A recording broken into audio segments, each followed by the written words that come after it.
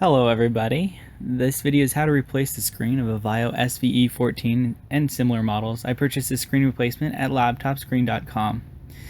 To do this, you will need a static protection, a small Phillips screwdriver, a plastic wedge, I prefer a guitar pick, and about 45 minutes of free time. So those are my tools. Here's my computer.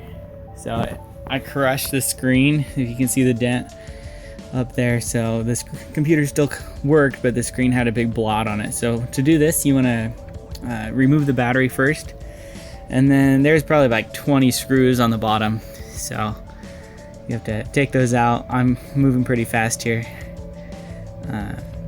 but once the covers are off, you can pull out the RAM. I removed the hard drive.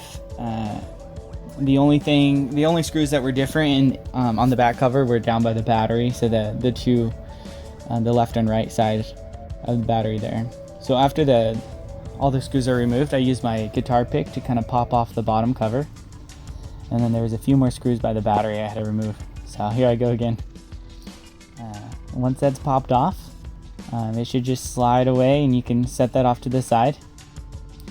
And then I like to clean stuff as I go, so sometimes I spray it like that. So now there's a few more screws to release the motherboard from the bottom side of the case. So I'm doing that right now. So be careful with the hinges on the Vaio computer because they are pretty weak and there's not a lot to hold on to. So just be wary of that when you're using that. So then you have to disconnect the wire that goes to the digitizer and the screen. So that's what this one, you just pull straight up, and then it should pop right off. On mine it even had a little handle that I was able to wiggle and pull it off.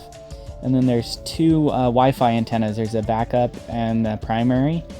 Those hook on right there, so you can just pop them off and then slowly feed them back through the little groove that they're sitting in. Sometimes there's a little bit of plastic, a tape that holds them down, but it's nothing too big.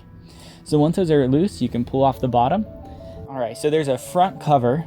It's the screws to hold it down are under two little rubber dots, so pop those off, and then there's two screws, so you want to undo those, and then you can pull off the bottom plate.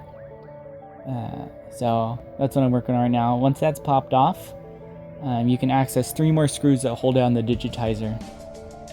There's also some little clips that hold onto the plastic hinges, so beware. I kind of broke mine off. I had to re-glue them. Then remove the three screws, and then take the plastic pick. I use my guitar pick again and pop off the sides. Mine kind of was already loose because it was crushed, so it just kind of popped up. And now there's four screws that hold the screen in place. There's also the wires for the digitizer that are glued on the screen. So I kind of left my digitizer in place so I didn't have to worry. So then I didn't have to remove any more wires. It just kind of sat next to me. It was a lot easier to put back together. Alright, so once we're here, there's four screws that hold the edge of the screen on there. So you want to remove those and then grab your new screen and bring it in. So once I get this done, I went and got my new screen, so it kind of jumps. There is a little cable on the back you have to unplug. Plug in the new screen. I left this screen protection on until I was done.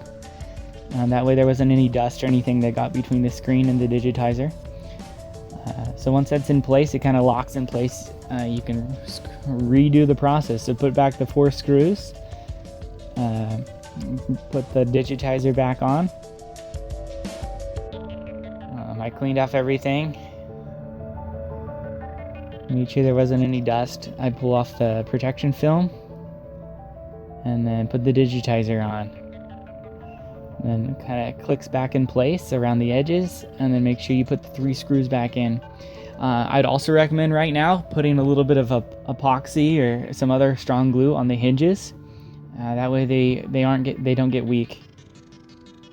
I had to open up my computer again to fix my hinges. So while it's open, why not fix it? You can also adjust the hinges. If you screw the hinge in, it makes it a little bit tighter, which loosens up the hinge itself. So you're less force on your hinge when you open up the computer, and that protects your hinge. You can also put a little bit of oil on them.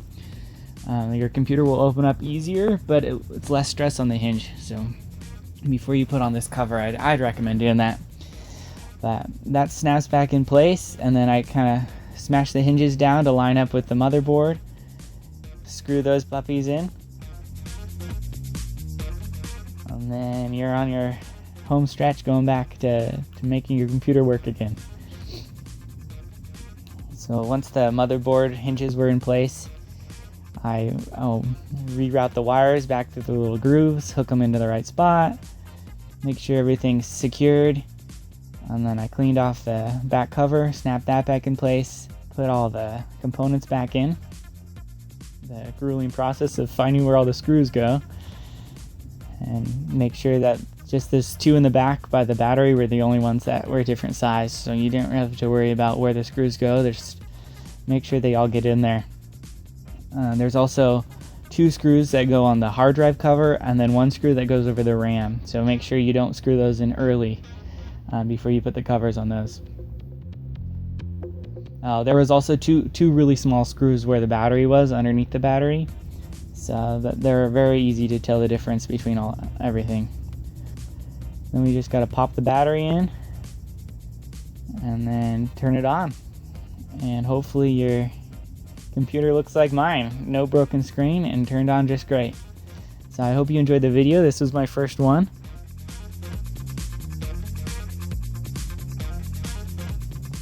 Cool. If you liked my video, check out boughtonrobotics.com.